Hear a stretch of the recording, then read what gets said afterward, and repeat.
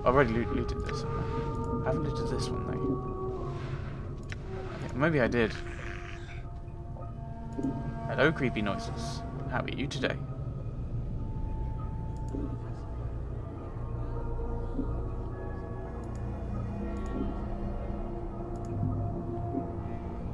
Grab the loot.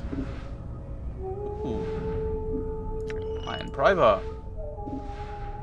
Dustman request. Contact the Necromancer responsible for raising contractual worker 42. I know he's examined the skeleton before. Ah, okay, skeleton. But I'm certain the initial raising of the body was warped. The worker still responds to command, but when it's completed a task, it resumes pacing in the same circular pattern as it did before. Dahl recently informed me that worker 42 exhibit that same walking pattern when it was a zombie decades ago. There may be a skull echo in the marrow of the skeleton's age, or the skeleton's age may have caused the magic animating him to decay. One of the initiates suggested it may be following an order issued by a higher-ranking dustman in the past, but I found no record of such order. Okay, so it's a skeleton we're after. Well, that changes things. 1221. Seen any skeletons? Oh. 6, 7, no, nothing. So we're looking for a skeleton then. Corpse's meaty head was clearly severed at some point, hastily sewn back on. Several different sets of stitching, all in various states of unravelling, seem to indicate that the head is constantly being knocked back off and reattached during the course of work. A number, 79, has been cut into its temple, circumscribed by a fanged circle that appears to have been branded on its forehead. Examine the circle. The fanged circle looks like it was branded on the corpse's forehead long ago, presumably before it died. Might be a religious icon of some sort, or a rite of passage. You notice that one of the recesses below the inner fangs has a small triangle within it, as if it has some special significance. How did that mark get there? Updated my journal. Looks like it's too far gone to answer any questions. We're looking for a skeleton.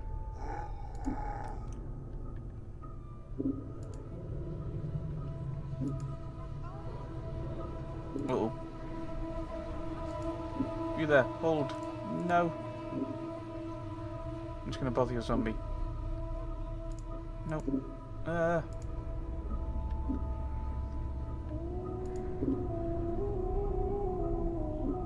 going to stealthily get past you, I think. Can I open this? Oh, that's... Oh dear, I need a key.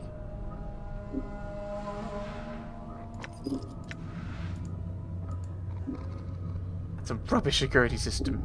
You know what? You know what we're going to do? We're going to make sure people can't open this door by putting the key in a cupboard next to it. Foiled. Hello, ladies and gentlemen, and welcome back to Let's Play. Right. Welcome back. Yeah, we'll say that. There was a crash. A lovely little crash. So you'll notice I have changed my weapon out. I've gone with the 9 pry, but actually let's use that key, shall we? So I went round and I looted. So I think where did it crash? I think it crashed around here. No, it crashed downstairs, but the way Bandicam fixes itself. I'm gone. It only goes up to here. Like, only goes. The video that I've got is only goes up here. What? What do you mean my keys? I still have the key, eh? Maybe I'll explore a little bit more then.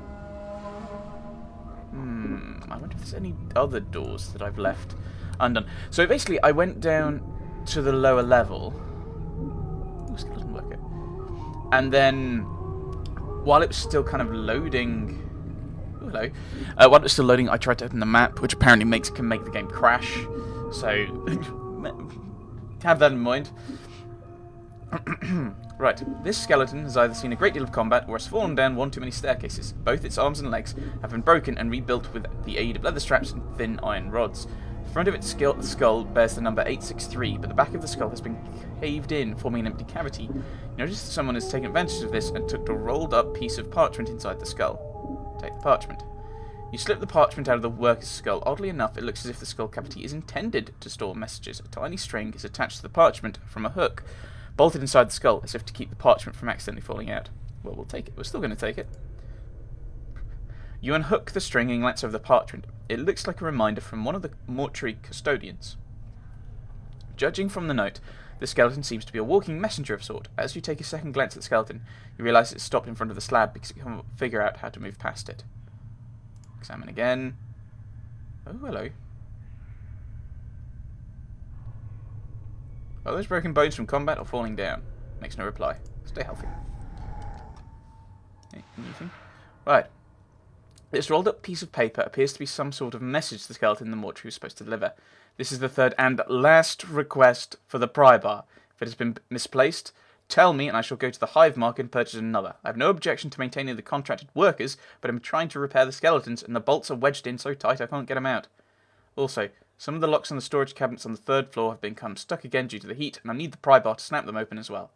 If the pry bar is indeed lost, I will see about procuring the services of a locksmith and having the cabinet locks replaced. Ooh, hello. We have a pry bar. What was it? Which ones were locked again?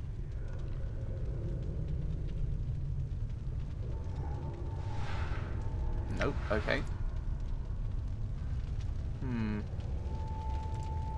Let's have a look in here, shall we? So we've still got this key.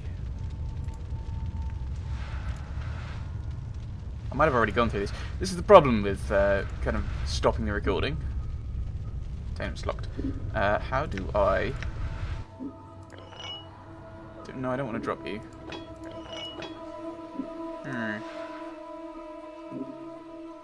Select this weapon and attack the container. Okay. Forced it. Yeah! Monies, charms, random charm.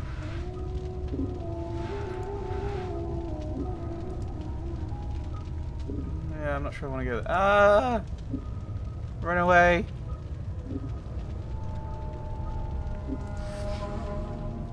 I mean, having done this, I am aware that actually they don't have that much of an impact on things. Probably still around here, aren't you? Hello. Are you walking in a circle?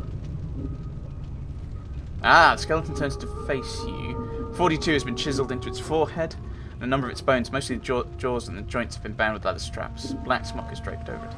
I think this is the corpse I had the memory about. At the sound of your voice, the skeleton suddenly straightens up. It crosses its arms over its chest, and its fingers hook into its ribcage. I shall copy it. Cross my arms. In response, the skeleton drops its arms to its side. The leather cords securing the skeleton's torso snaps, and the ribcage folds outwards like a pair of double doors. Reach in and feel around. To your surprise, your hand vanishes as you reach inside the ribcage. You have a strange feeling it's somewhere else. As you reach inside the ribcage, your hand bumps against an invisible object. It's about the size of a fist. Seems to be attached to the skeleton's spine. So take it out. Oh, I'm sorry. I'm sorry. As you pull the item out, the skeleton suddenly disintegrates, and the iron bolts securing its joints clatter. Oh dear, clatter to the floor. Whatever this item was, it seems to have been the only thing holding it together. Let's have a look. Unremarkable lump of iron. You can't imagine why someone would hide it inside the ribcage of a skeleton. Examine. As you place both your hands on the lump of iron to examine it, there is a sss, and the metal evaporates, leaving behind a strange dagger, a handful of coins wrapped in a dirty cloth, and 2 bloody teardrops. These look like they were inside the lump of iron. Take them and leave. I'll take the wooden cup. Oh, my inventory's... Ooh, my inventory's full, eh?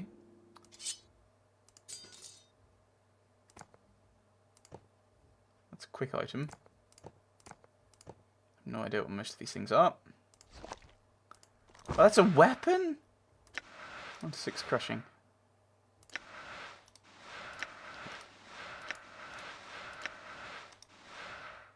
I don't think I need all this stuff. So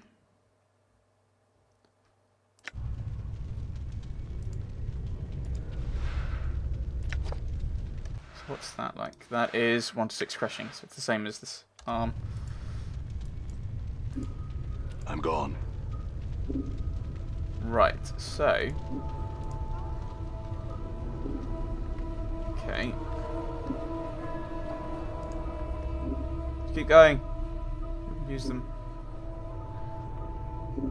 Is there anything else unlocked that we can try and open with the pry bar? I think we need the pry bar. Like, we might not have to keep the club and whatnot.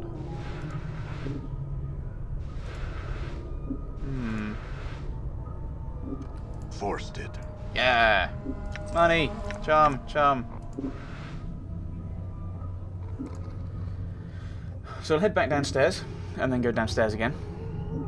Because we have to find this person we were travelling with, don't we? Can't remember where they are. I'll have to look that up in the journal.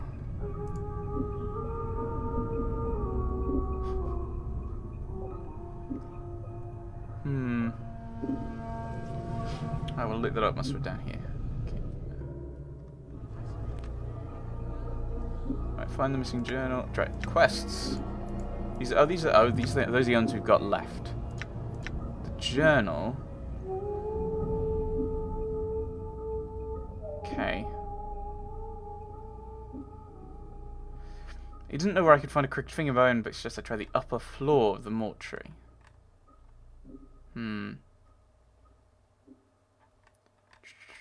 No, it's going to be with Dahl, so it's going to be a little further up. Told me that one of the women who journeyed with me is interred in the memorial hall on the first floor. I'm gone. Can you close doors again? That's kind of cool.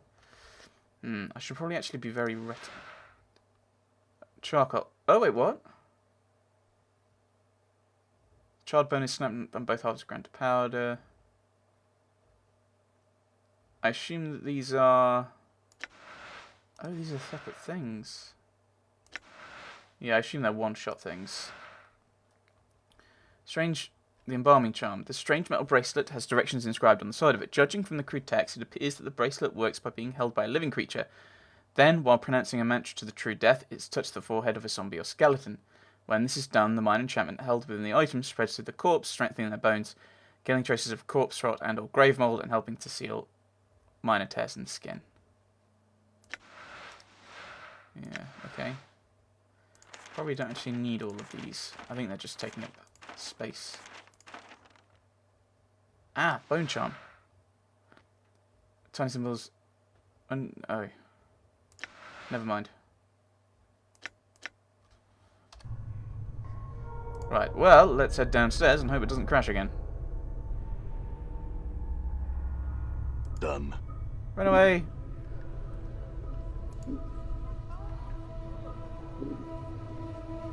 So I'm going to be very reticent about opening the map, because it might break the game. It's the memorial hall, isn't it? Arch tomb. The marble surface gives it a rather elegant look. Here lies Dianara. Are you the person I meant to talk to?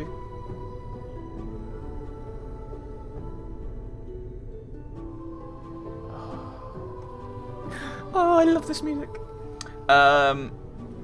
You see a strikingly beautiful ghostly form before you. Her arms are crossed, her eyes closed. She has long, flowing hair, and her gown seems stirred by some ethereal breeze. As you watch, she stirs slightly and her eyes flicker. Greetings. You. What is it that brings you here? Have you come to see firsthand the misery you have wrought? Perhaps in death I still hold some shred of use for you, my love. Well, her eyes slowly open. She blinks in confusion for a moment, as if uncertain where she is. She looks around slowly, then sees you.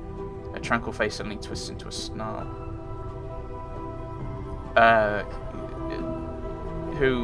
My love, do I know you? Spirit makes a begging motion with her hand. How can it be that thieves of the mind continue to steal my name from your memory? Do you not remember me, my love? The ghost stretches out her hands. Think. Her voice becomes desperate again. The name Dianara must evoke some memory within you. I think I feel the stirrings of memory. Tell me more. Perhaps your words shall chase the shadows from my mind, Dianara. Oh, at last the fates show mercy. Even death cannot chase me from your mind, my love. Do you not see? Your memories shall return. Tell me how I can help you, and I shall. Do you know who I am? You are one both blessed and cursed, my love, and you are one who is never far from my thoughts and heart. Is that the exception of anger? What do you mean by blessed and cursed?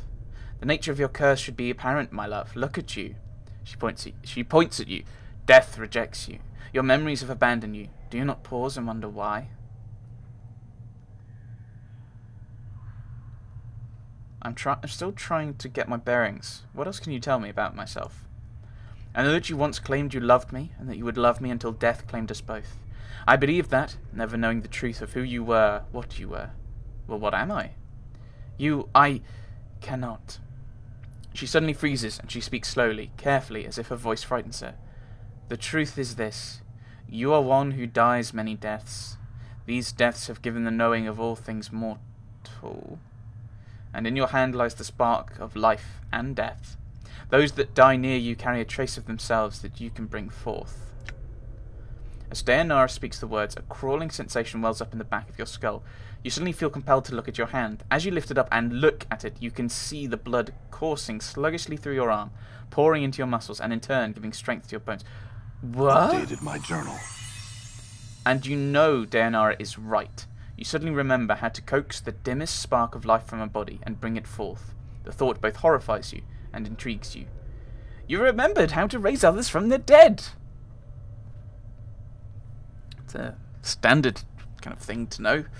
To access the ability, select the Special Abilities button in the Quick menu. You can only use this on party members that have died in your presence. It will not work on anyone who does not travel with you, and it will not work on party members you remove from the party while they are dead. Okay. Now, obviously it's party members. There's the slots down here. I had other questions. What is it you wish to know?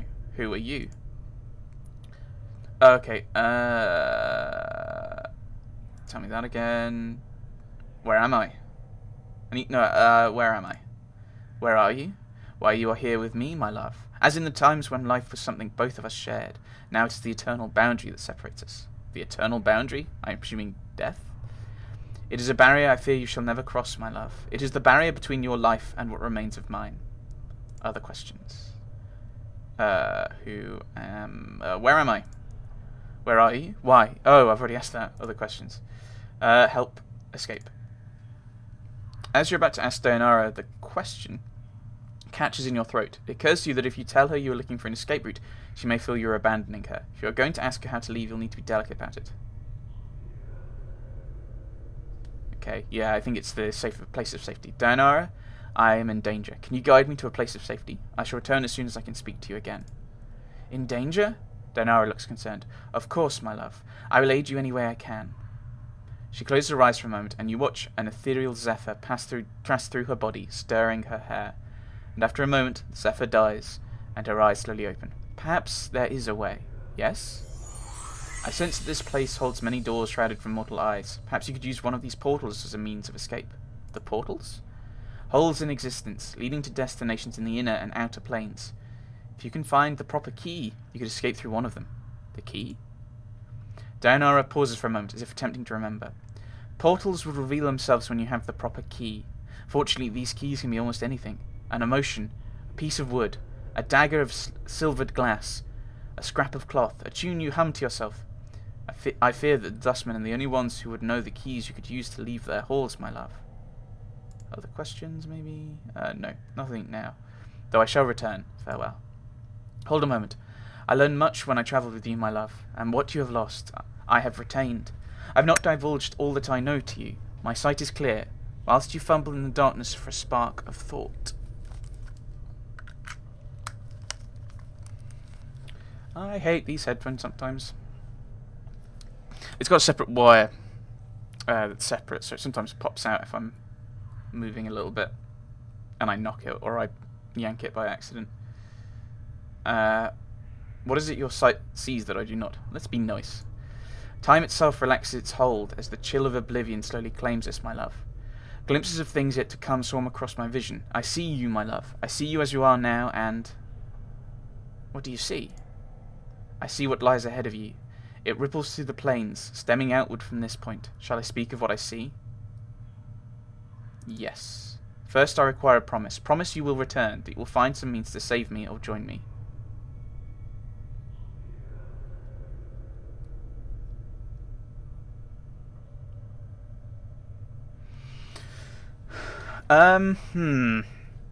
See, the thing is, I'm wondering what's going to happen with the alignment, so I'm kind of tempted to play quite like I would, to see if that changes things. I will do what I can. No, I will vow. I swear I will find some means to save you or join you. This is what my eyes see, my love. Unfettered by the shackles of time. Your voice is so much more fitting than the one I've been giving you. I'm sorry. Wait to continue. You shall meet enemies 3, but none more dangerous than yourself in your full glory. They are shades of evil, of good, and of neutrality, given life and twisted by the laws of the planes. These neutral guys. You shall come to a prison built of regrets and sorrow, where the shadows themselves have gone mad. There you will be asked to make a terrible sacrifice, my love. For the matter to be laid to rest, you must destroy that which keeps you alive and be immortal no longer.